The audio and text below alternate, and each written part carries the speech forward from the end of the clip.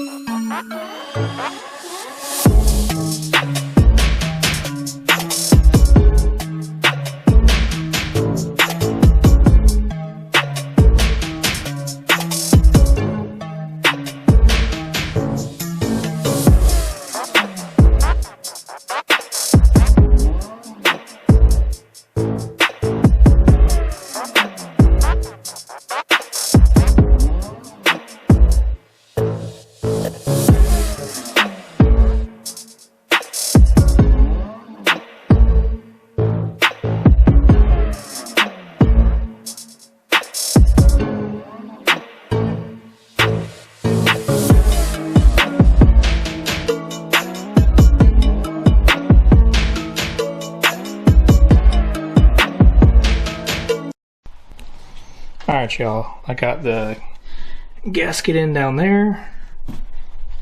Now, this is a air oil separator that I got from GrimmSpeed. I actually ordered it from Import Image. They're freaking awesome. I've dealt with them forever for all my parts, so if you haven't, check them out.